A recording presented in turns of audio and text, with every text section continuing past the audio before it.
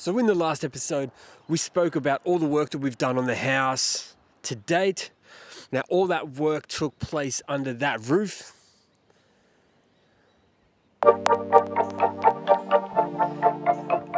Now, the next stage of the build is to do the extension, and the extension is the roof that I'm currently standing on. It's this tin roof. So the plan is to remove this existing extension and build a new one.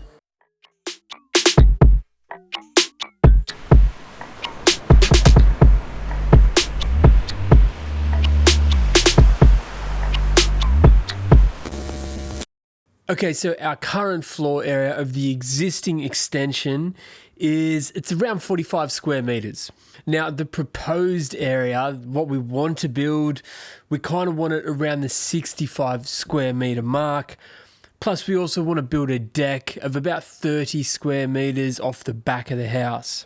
So that's going to take us to a total of around 95 square meters, which is going to give us an increase in floor space of around 50 square meters. Now, the other thing with the layout is the block has a north-facing backyard. And what that means in the southern hemisphere is all throughout winter, you are going to get sun in the backyard. Now, the first property that we bought actually had a south-facing backyard. And I must say, all throughout winter, you didn't really want to go in the backyard. It was cold, everything was wet, it would never dry out. And that's where we had our deck and our living space. So that to me made it really clear that I did not want another house with a backyard facing south. Basically, we really want to create a light-filled space that will feature a kitchen, a dining room, and a living room. Somewhere that we can spend time as a family, relax, cook, and entertain. Now, for me, I'm all about quality over quantity.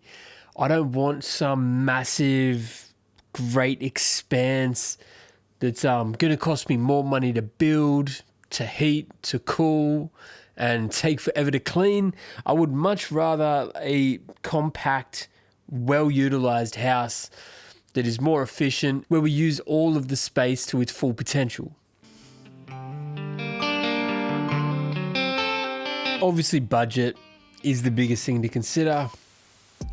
The budget is fairly small that we're working with. We've currently got about $150,000 to $200,000 to do everything.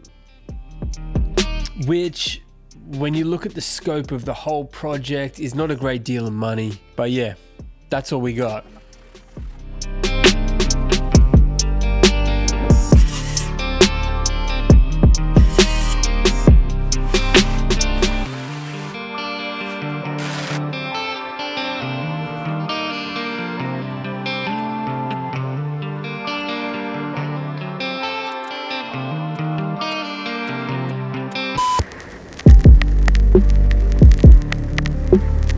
Now, instead of just showing you guys or drawing it up, I figured I might as well just build it, knock up like a little bit of a mock-up, and that way you can really see what I'm talking about. So as you can tell from this gorgeous structure, we're going for like a gable style roof, exposed beams and rafters. You're gonna see the V-groove board from underneath. The whole ceiling structure is going to be open, and because of the orientation, this gable end is going to be facing north, which is just going to, like collect a lot of light and bring that into the house. Now, the pros of this gable style roof, they really do look amazing. They kind of got that wow factor to them. It's going to create a sense of volume. So since we don't want to go out too far and like eat up into what little backyard we have, like we kind of just wanted to push up and just create some volume so it feels, airy and spacious. But yeah, onto the cons. So this is the basic structure, right? You got your top plate on the left and the right. Here is your rafter running up and down to your top plates. And in the middle here, you have your ridge beam, which runs the whole depth of the building. Now on top of that, we're going to have a pine eave lining, which has a V-groove in it that once again you are going to see from the ground. These rafters will actually be a lot deeper, at least twice as deep, sort of around the 300mm mark. These are currently only 140. Now the cons of building this vaulted ceiling exposed rafter look, well, the main con for me is insulation. And where does it go? Because if we have these open rafters, open beam, you got your eave lining on top, and you'd sort of have, you know, your battens every 800mm or so with your steel on top of that. Now this is sort of the conundrum that I've found myself in. I really want this aesthetic, but where does the insulation go? Now luckily for us, we live in a fairly mild climate, so we don't need anything crazy, but I also do want the house to be, you know, fairly high performing. So given the fact that these rafters are going to be, you know, quite deep, if we had just filled these rafters with insulation, sheeted the underside, that's going to be a really nicely insulated roof. You know, 300mm or so of insulation would be super high performing.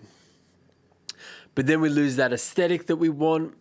And yeah, we could always do like a fake beam underneath, you know, like a plywood box beam or something to achieve that exposed rafter look. But I don't know, I just kind of want the real thing. So now I'm tossing up the idea of maybe an external insulation, like an insulation that goes on the roof deck. It goes on top of this lining sheet. If any of you guys out there have a good idea on how I can insulate this, yeah, let me know. Honestly, I'm all ears at this point. We've been working closely with the draftsman. I basically drew everything up 10 times. I drew it with pencil and paper. I drew it in SketchUp. I drew it in some other program, sent it all to this draftsman, and he basically then, you know, made it all official. Here we got the existing dwelling that we're currently living in. Bedroom 1, 2, 3, kitchen, home office, dining with the weird little living room, laundry off the side, and the garage that I'm currently standing in. I'm standing right about there right now. So that's all existing. This is the proposed alterations to the existing dwelling. Basically, the existing house ends on this line right here. So everything this side of this line is new. I might show you the roof layout first. It kind of makes everything else make sense a little bit more. So this is the existing roof. This is that hip roof that we were just looking at. Underneath that, under the eave, I'm going to put a flat roof from here down to here.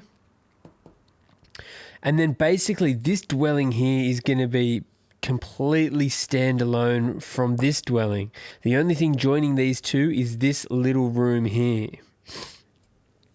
Now the reason I wanted to do that is because I really wanted to be able to put a bit of plywood up on the back of the house here, remove the old extension, and be working out here and still be able to live in the front half of the house, which we've already renovated. Having this separation enables us to potentially live here while all this work is happening. So this is your big gable roof here. This is a ridge, and your rafters will run this way and this way. Then we're going to have a smaller gable roof, which is covering a deck. I didn't want the gable roof to be as big as this roof because I really wanted that northern light to flow into the kitchen through this window. So that's why I've made the deck and this gable roof just a little bit smaller. This is under the proposed flat roof. And under here, we're basically going to have a window that looks out to a garden. We're going to have a big fixed piece of glass here.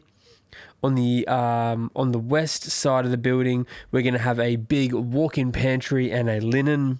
When you walk out beyond this line here, you're basically going to be standing under the big gable roof. Now this section here is going to be a big kitchen with an island, a sink overlooking the backyard, fridge, everything up this end, and a cooktop up against the wall. In the middle section here, we're going to have a dining room. On this side of the room is going to be the living space. Now on the back of the house here, we're going to have these really big stacker doors. Walk out these back doors and then you're onto a deck that measures like 5 by 6 meters. Nothing crazy, but big enough to get a dining table on, potentially a little built-in barbecue section. Then you will be able to step off here down to a timber bench seat, potentially have a fire pit there, and this will be our remaining area of grass.